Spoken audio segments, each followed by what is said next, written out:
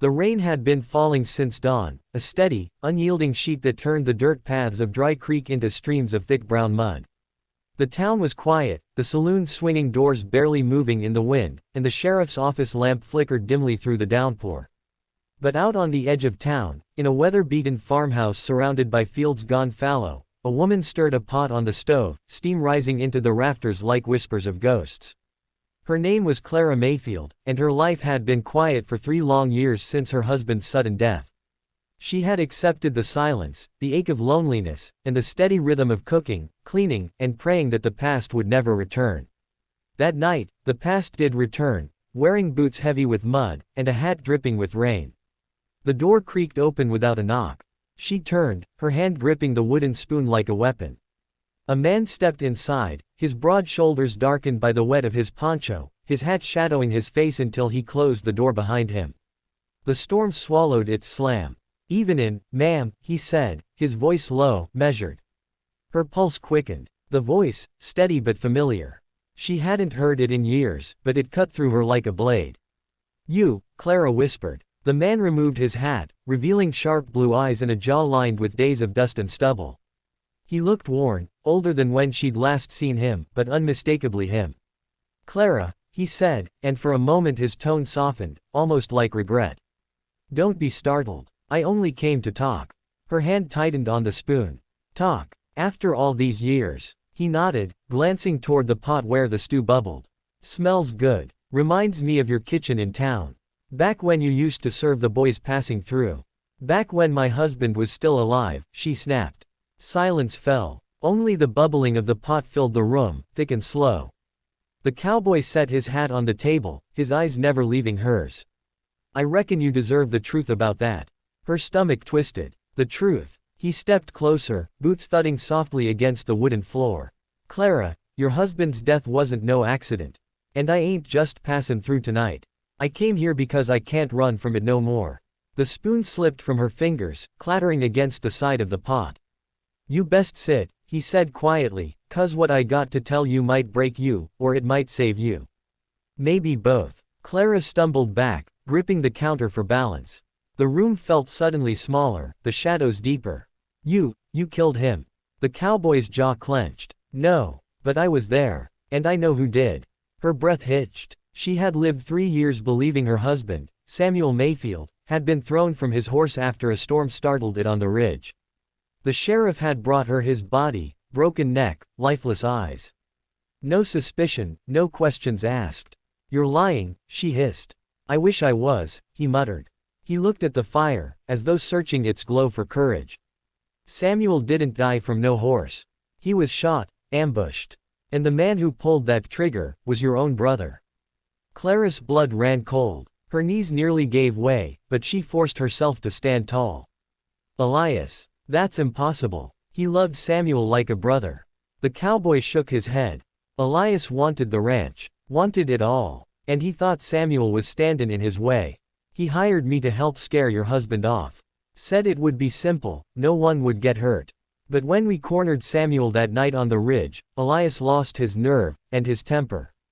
Pulled the gun. Shot him dead before I could stop it." Clara's hands trembled against the counter.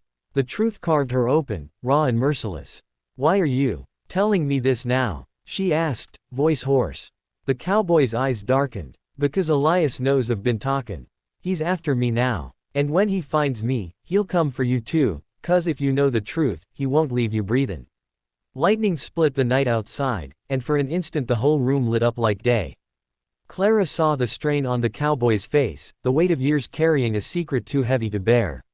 She wanted to scream. She wanted to collapse. But more than that, she wanted vengeance. "You should have told me the night it happened," she said, her voice cold as steel. "I should have," he admitted. "But I was a coward. Tonight, I aim to make it right." Before she could answer, a distant sound echoed through the storm, the thundering of hooves. Clara froze. The cowboy's hand dropped to the revolver at his hip. "He's here," the cowboy said, his tone grim. The horse stopped outside. A door slammed. Heavy footsteps crunched through the mud, and a shadow appeared at the window. Clara's heart pounded. She wanted to run, but her legs wouldn't move. The door burst open, slamming against the wall. Standing there, soaked in rain, was Elias, her brother. His face was twisted with fury, his pistol drawn. "Clara," Elias said, his voice venomous. "Step away from him. That man's been feeding you lies." The cowboy drew his revolver, aiming steady. "Tell her the truth, Elias. Tell her what you did." Elias sneered, his eyes flicking to Clara. "Don't listen to him, sister. Samuel's death was a curse from God, not me." "Liar," she screamed. "I know everything now." Elias's face hardened. "Then you leave me no choice." The gunfight exploded in the narrow space of the kitchen. The cowboy fired first, the bullet tearing into Elias's shoulder, spinning him back against the doorframe. But Elias roared, firing wild, the shot shattering a jar on the shelf beside Clara. She ducked, the smell of gunpowder thick in the air. The cowboy advanced, firing again, this time into Elias's chest. Elias staggered, his pistol slipping from his grip, and he crumpled to the floor with a thud that shook the room.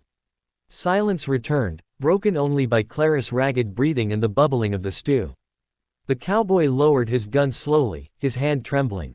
Elias lay still, eyes wide, blood spreading dark across the wooden planks. Clara stared at her brother's lifeless body, tears streaming silently. The truth had come, and it had destroyed everything she thought she knew. The cowboy looked at her, his eyes full of guilt. "I'm sorry, Clara. I should have stopped this before it ever reached you." She wiped her face with the back of her hand, standing tall despite the storm raging inside her. "What happens now?" The cowboy holstered his gun. "Now, you decide. You can tell the sheriff, or you can bury him out back and never speak of it again. Either way, I'll ride out by morning. My place ain't here." She stared at him, torn between fury and gratitude. "You risked your life coming back," she whispered. He nodded. "Had to. I owed you the truth." The storm outside began to fade, the rain easing into a steady drizzle. Clara looked at the pot on the stove, the stew still simmering as if nothing had happened. Her voice was hollow when she spoke. "Then sit down. Eat. You've carried this secret long enough. Tonight, it dies with Elias." The cowboy hesitated, then pulled a chair to the table, his eyes never leaving her. He looked like a man both relieved and condemned, a man who had unburdened himself only to find the weight still heavy. Clara turned back to the stove, lifting the spoon with steady hands. Her brother lay dead on the floor, and the cowboy sat waiting, but she moved with quiet resolve. Because in the Old West, vengeance was a dish always simmering, waiting for the right moment to be served. And tonight, in her kitchen,